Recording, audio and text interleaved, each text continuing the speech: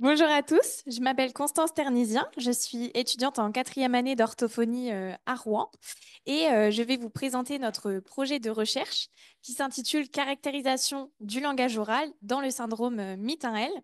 Donc pour ce travail, je suis supervisée par le docteur Juliette Coursimo et par Madame Laura Le Chevalier. Alors, ensemble, nous allons commencer par une introduction où nous allons revoir comment nous pouvons définir le langage. Ensuite, nous ferons un point sur la littérature et sur les troubles du langage. Puis, nous verrons ce que nous pouvons retrouver dans le cadre du syndrome Mitten-L. Nous vous présenterons notre projet de recherche et les différents outils que nous avons utilisés. Et enfin, nous évoquerons rapidement les résultats avant de conclure. Alors, le langage, qu'est-ce que c'est? C'est la faculté humaine à communiquer et il est composé du lexique, donc qui désigne l'ensemble des mots qu'une personne utilise et comprend, de la phonologie, qui représente les règles d'organisation des phonèmes dans une langue afin de véhiculer une idée ou un concept. C'est une sorte de grammaire des sons, si vous voulez. Ensuite, on a la syntaxe, qui étudie la façon dont on combine les mots pour former des phrases, de la sémantique, qui correspond au sens des mots et des énoncés.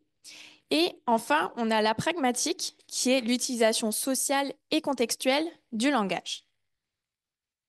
Alors, maintenant, nous allons nous intéresser à la place des troubles du langage au sein des troubles neurodéveloppementaux. Je ne vais pas tout redétailler puisque Stéphane Rondeau l'a présenté tout à l'heure, mais pour commencer, en fait, il faut savoir que le trouble de la communication, il s'inscrit dans les troubles neurodéveloppementaux. Et donc maintenant, nous allons faire un zoom sur les troubles de la communication. Et donc, parmi les troubles de la communication, on va retrouver les troubles de la communication non spécifiques, les troubles de la communication sociale, les troubles de la phonation, le trouble de la fluidité verbale apparaissant durant l'enfance, et c'est ici que nous retrouvons les troubles du langage. Les troubles du langage, ils sont définis à l'échelle internationale selon 4 critères. Donc d'abord, on a des difficultés qui persistent dans le temps et dans différentes modalités, donc en compréhension et ou en expression. On retrouve un décalage par rapport à l'âge du sujet. Les symptômes débutent dans la période précoce de développement et les difficultés ne sont pas mieux expliquées par un autre trouble comme une cécité visuelle, un déficit auditif, un déficit moteur cérébral ou une autre affection neurologique par exemple. Concernant le langage et le syndrome Mitten-L, donc dans la littérature, on va retrouver un retard de langage, une inintelligibilité, donc autrement dit, lorsque la parole est difficile à comprendre pour l'entourage, des difficultés de communication, des troubles de la compréhension, des stratégies compensatoires pour soutenir la parole, donc telles que des signes par exemple, des difficultés à maintenir un thème conversationnel. On retrouve également des difficultés de régulation du volume vocal. Souvent, ce sont des sujets qui ont tendance à parler très fort. Des difficultés dans l'utilisation sociale et contextuelle du langage. Des difficultés quand il y a plusieurs consignes. Une hétérogénéité dans les capacités de communication. Un stock lexical, donc un stock de mots qui semble plutôt développé. Et des capacités de lecture et d'écriture qui sont limitées mais variables. Alors, pourquoi mieux phénotyper le trouble du langage dans le syndrome Mitten-L? Aujourd'hui, le trouble du langage, il n'est pas bien caractérisé. Il n'y a pas d'études spécifiquement pour cela. On ne retrouve que des données rétrospectives, donc c'est-à-dire des études qui analysent des données passées, sans observation en temps réel et sans contrôle sur les situations à observer. En fait, il n'y a pas de protocole commun. Et cela permettrait d'apporter des données cliniques détaillées sur les aspects langagiers des sujets. On va pouvoir également mettre en lien nos résultats avec ceux obtenus en neuropsychologie, puisque comme vous l'aurez compris, il y a un lien étroit entre le langage et les autres aspects cognitifs. Ensuite, pardon. Et donc, dès qu'on aura mieux phénotypé, l'idée, c'est d'améliorer le dépistage précoce des troubles du langage et d'adapter le suivi et la prise en soin.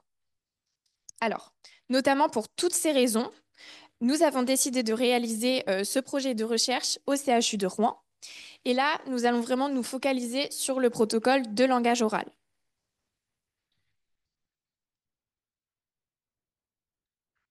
Donc, pour ce projet de recherche, nous avons développé un protocole en utilisant différents outils. Donc, comme nous l'avons vu en introduction, nous allons analyser la phonologie, le lexique, la syntaxe, la sémantique et la pragmatique. Donc, pour commencer, nous avons les praxis bucolinguales. Donc, ce sont les mouvements de la langue, des lèvres, des joues, au sein de la parole ou en faisant des bruits particuliers. Et donc là, on va par exemple demander au sujet de placer le bout de la langue alternativement derrière les incisives en haut et en bas, ou encore de gonfler une joue puis l'autre. Ensuite, on va répéter des mots complexes pour vérifier s'il y a des erreurs au niveau des sons. Et après, l'épreuve de discrimination phonologique, en fait, on veut s'assurer que le sujet fait bien la différence entre les sons de la parole. Donc, par exemple, entre un s et un ch, ou entre un v et un f. Donc, on va par exemple demander chifumonde, sifumonde, c'est pareil ou pas pareil? Ou encore fouconlo, fouconlo, c'est pareil ou pas pareil? Etc. Alors, la Self 5, elle nous permet d'évaluer la compréhension et la production du langage. Donc, chez les plus jeunes, nous avons choisi trois épreuves. La première, c'est l'épreuve de compréhension syntaxique, donc c'est-à-dire la capacité à comprendre des phrases.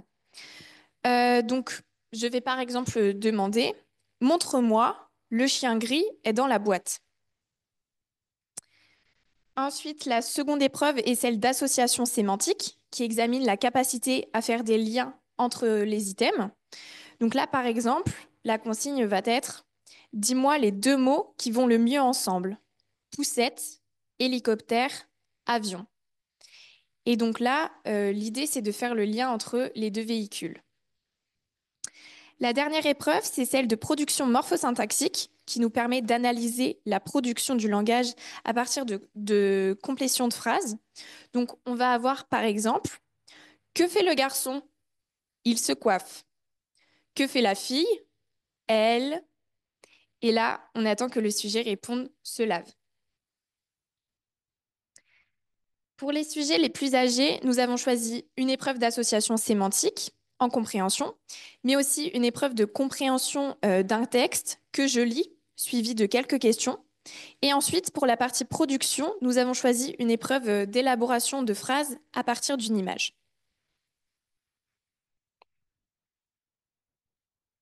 Après, nous avons demandé aux familles de répondre, de remplir ce profil pragmatique, donc qui est un questionnaire qui a pour but d'identifier les difficultés pragmatiques observées au quotidien. Donc, en exemple d'item, on va avoir il maintient le contact visuel et une posture appropriée lors de conversations. À chaque fois, il y avait la possibilité de répondre avec jamais ou presque jamais, parfois, souvent, toujours ou presque toujours. Ensuite, pour le lexique, nous avons choisi d'utiliser le VT3. Donc, c'est un test qui mesure le vocabulaire disponible en production.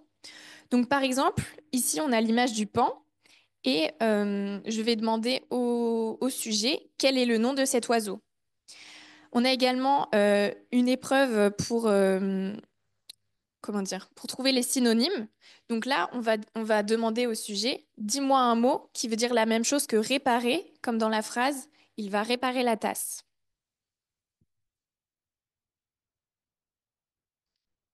Ensuite, on a le PPVT5, donc qui mesure le vocabulaire que l'on comprend. Donc là, cette fois, il y a quatre images et le sujet doit pointer la bonne réponse ou alors donner le chiffre qui correspond à la cible. Donc, par exemple, on va dire, montre-moi l'image où on voit pomme. Montre-moi l'image où on voit nager, etc. Ensuite, nous avons demandé aux familles de remplir un second questionnaire.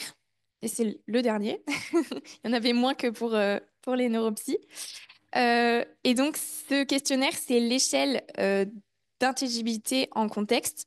Elle permet d'évaluer la façon dont la personne est comprise quand elle parle par différentes personnes de son entourage. Donc ça va être par exemple les parents, les enseignants, la fratrie ou des personnes étrangères.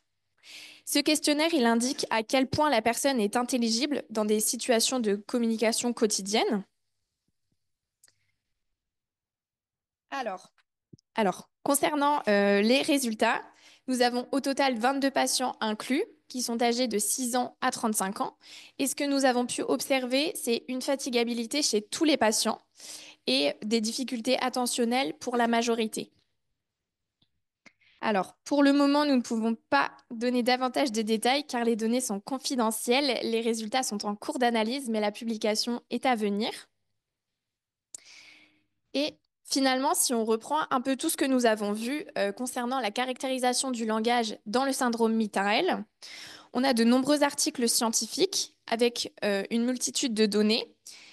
Mais ces données, elles sont rétrospectives. On n'a pas de protocole de recherche spécifique et les données, elles sont difficilement comparables. Donc, nos objectifs sont de mieux phénotyper le trouble du langage dans le syndrome Mittael, d'avoir une plus grande cohorte. Donc là, on a quand même réussi à avoir 22 patients et d'améliorer le soin et le suivi orthophonique par la suite. Je vous remercie pour votre attention. Je remercie aussi toutes les familles d'avoir fait le déplacement pour réaliser tout ce protocole.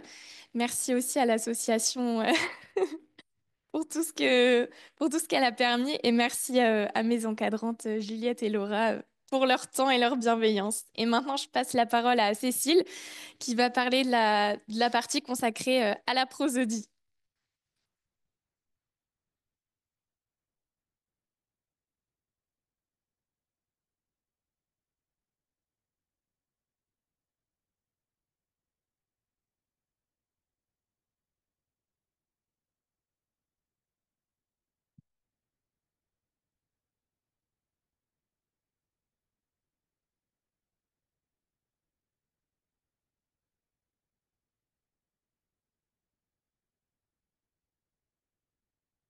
Alors, bonjour à toutes et à tous. Donc, je suis Cécile Moget, également étudiante en orthophonie en quatrième année. Je vais vous présenter la caractérisation de la prosodie dans le syndrome Mittael. Donc, je suis également sous la supervision du docteur Coursimo et de Madame Laura Le Chevalier. Donc, nous commencerons par l'introduction. Ensuite, je vous présenterai une revue de la littérature qui présente un peu des cas de prosodie dans d'autres syndromes génétiques. Ensuite, la prosodie dans le syndrome Mittael. Puis le projet de recherche clinique au CHU de Rouen. La présentation des outils utilisés pour le protocole. Quelques informations sur les résultats et enfin, la conclusion. Donc, vous savez peut-être déjà ce qu'est la prosodie, mais je vais vous donner une petite définition assez claire et rapide. Donc, la prosodie, c'est la mélodie de la parole qui permet... Alors, la, pro- la prosodie correspond à l'ensemble des éléments qui s'ajoutent aux mots, comme l'intonation, l'accentuation, le rythme, la mélodie et les tons. Elle se mesure avec trois grandes caractéristiques. Donc, l'intensité, qui correspond à la puissance de la voix. Je peux parler plus ou moins fort, comme là, je peux parler très très fort, ou parler beaucoup moins fort. En général, une conversation se situe autour de 50 à 60 décibels. Ensuite, il y a la durée des énoncés qui contient aussi les pauses. C'est le temps que l'on met pour émettre un segment vocal. Puis la hauteur de la voix, qui est en fréquence fondamentale. Elle dépend du genre. Un garçon va par exemple avoir une fréquence fondamentale autour des 120 Hz, une femme autour des 200 Hz et un enfant plutôt autour des 250 Hz avec une voix plutôt très aiguë. Cette variation déjà d'intonation, enfin de fréquence fondamentale, se présente notamment dans l'anatomie même des cordes vocales, puisque les femmes vont avoir des cordes vocales qui vont être plus courtes et plus fines, alors que les hommes, eux, ont des cordes vocales plus longues et plus grandes et plus épaisses. Donc la prosodie correspond à la mélodie de la parole, à la musique de la parole. Elle peut être émotionnelle ou linguistique. La prosodie émotionnelle permet d'indiquer les émotions, les intentions. Elle influence la compréhension, elle est universelle et elle est majoritairement traitée par l'hémisphère droit. Par exemple, si je vous dis merci ou merci, on va voir que je n'ai pas mis les mêmes intentions ni les mêmes émotions. La prosodie linguistique, quant à elle, va permettre de structurer le discours et donc de coder les informations. Elle est liée au sens, donc au lexique, c'est-à-dire aux mots que l'on emploie, à la syntaxe, aux phrases, et à la pragmatique, c'est est-ce que ce que l'on produit est adapté au contexte. Elle va dépendre des langues, donc par exemple en mandarin, il va y avoir une prosodie linguistique au niveau du lexique, et le ton qu'on va mettre sur un mot, par exemple, le mot va s'écrire de la même façon, mais en fonction du ton, il n'aura pas le même sens. C'est pareil pour les langues en anglais. La fonction du ton, enfin l'accent tonique, ne signifiera pas la même chose si on dit le mot avec tel accent ou tel autre ton. Elle est traitée par l'hémisphère gauche, principalement chez les droitiers. Par exemple, si je vous dis tu viens ou tu viens, on sait que dans le premier cas, je propose une déclaration et dans le second cas, je fais plutôt une question. La prosodie a également un rôle essentiel dans le développement du langage de l'enfant, puisqu'en effet, dès tout petit, la prosodie sert au bébé à mieux comprendre ce que l'on dit. Par exemple, si je lui dis on va prendre le biberon, ce n'est pas pareil que si je lui dis oui, c'est l'heure de manger, on prend le biberon, oui, c'est l'heure du biberon. Là, il va avoir les mots manger et biberon qui vont être mis en évidence. Donc, sa compréhension sera favorisée grâce à notre prosodie.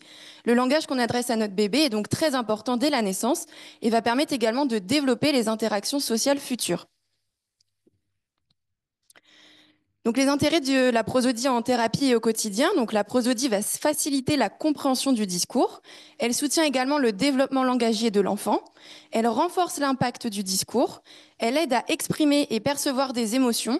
Et la prosodie peut être un levier thérapeutique en orthophonie, notamment chez les patients atteints du trouble du spectre de l'autisme ou d'aphasie. Donc, il est intéressant d'étudier la prosodie dans les troubles neurodéveloppementaux parce que ça permet d'améliorer la compréhension des profils linguistiques spécifiques à chaque syndrome. Ça permet de prendre en compte l'impact également sur la communication sociale parce qu'on peut avoir une prosodie exagérée ou monotone et ça va pas avoir le même impact sur les relations avec les autres. On peut également proposer la prosodie comme un biomarqueur, un outil diagnostique ou de suivi thérapeutique. La prosodie dans les troubles neurodéveloppementaux est un élément qui a été très peu étudié.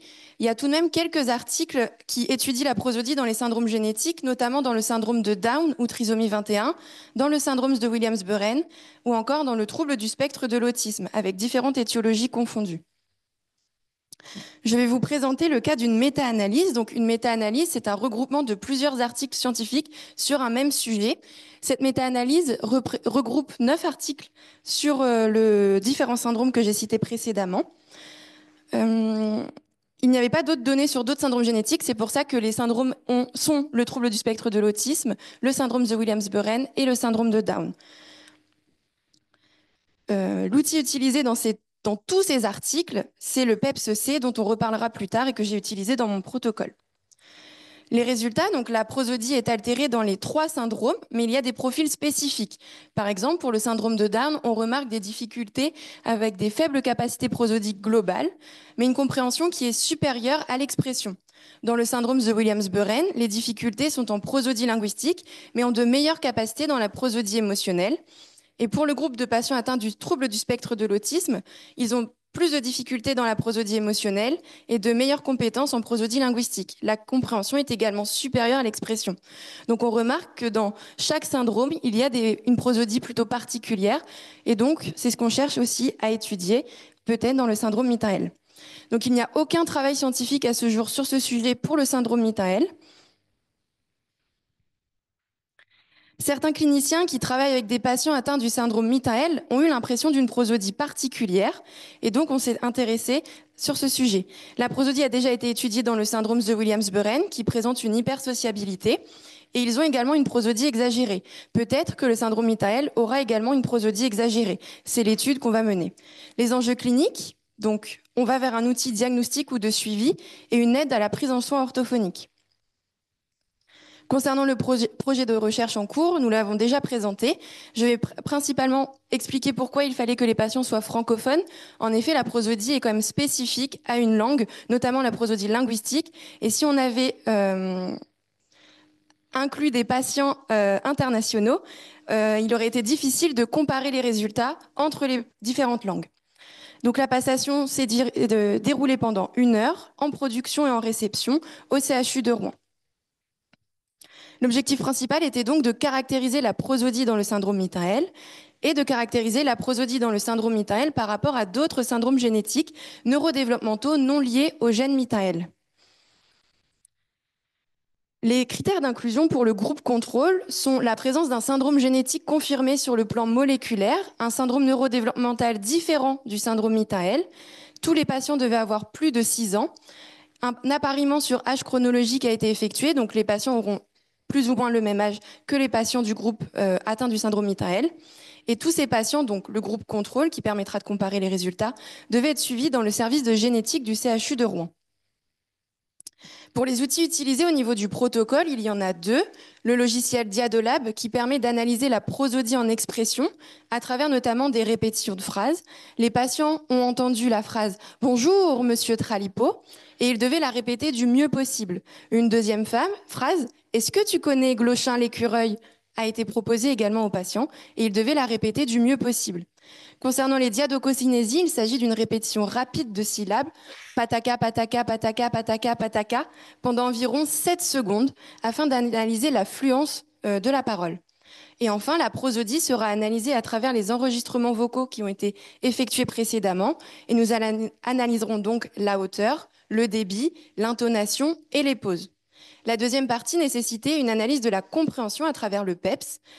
On pouvait proposer de distinguer une affirmation d'une question. Donc les personnes entendaient un mot, par exemple du pain, et ils devaient dire si c'était une affirmation ou une question. La levée d'ambiguïté des phrases syntaxiquement ambiguës, par exemple, si je dis 1, 81, ce n'est pas pareil que si je dis 1, 81. On peut également trouver le mot accentué, par exemple, c'était des pommes et des fraises que je voulais. Ici, le mot accentué, c'était le mot pomme. J'ai mis le ton sur ce mot-là. Ensuite, on pouvait aussi décoder l'état affectif du locuteur, savoir si la personne aimait ou n'aimait pas l'aliment proposé. Par exemple, si je dis fraise, là on voit mon visage, mais sinon on peut savoir que la personne aime les fraises. Et également, la dernière épreuve était de reconnaître des bruits identiques ou non, mais on ne pouvait pas les comprendre. Il fallait juste dire si c'était pareil ou pas pareil. Concernant donc le groupe de patients atteints du syndrome Mitael, il y a 22 patients âgés de 6 ans à 35 ans qui ont été inclus. Différentes difficultés ont pu être rencontrées, comme la fatigabilité pendant les épreuves, un temps de réponse qui pouvait être allongé, une attention fluctuante, et également une compréhension de consignes qui pouvait être difficile à certains moments. Les éléments positifs sont le recrutement grâce à l'association des extravaillants, qui a permis un recrutement assez facile au niveau de la métropole, la passation et le recueil des résultats. Pour le groupe contrôle, c'est-à-dire de patients atteints d'autres syndromes génétiques, l'objectif est d'inclure 22 patients. L'inclusion est donc en cours. Les difficultés rencontrées sont le recrutement des participants, puisque ces familles vont à la suite d'une prise en soin, d'une consultation de suivi ou d'une nouvelle consultation, passer le protocole. Mais celui-ci n'aura pas d'impact sur leur propre prise en soin et elle ne vise qu'à aider la recherche. Les éléments positifs sont que les passations sont en cours et pour le moment, il y a eu 4 patients inclus. Les résultats sont donc en cours d'analyse et la publication est à venir et sera disponible auprès de tous. Donc les résultats sont pour le moment confidentiels. Concernant maintenant c'est la conclusion. Donc l'étude de la prosodie dans le syndrome Mitael est un thème novateur. Il n'y a pas de données scientifiques publiées à ce jour. L'objectif de l'étude est donc de mieux comprendre le profil linguistique de ce syndrome, de proposer potentiellement un biomarqueur ou un moyen diagnostique spécifique, en plus des éléments qu'on connaît déjà, d'utiliser la prosodie comme un appui thérapeutique en orthophonie. L'étude est donc en cours et la poursuite des inclusions du groupe contrôle s'effectue. Il y a donc 22 patients porteurs du syndrome Mitael inclus à ce jour et les résultats sont donc à venir dans l'année. Je tiens à tous vous remercier d'être venus participer à cette étude et de m'avoir écouté.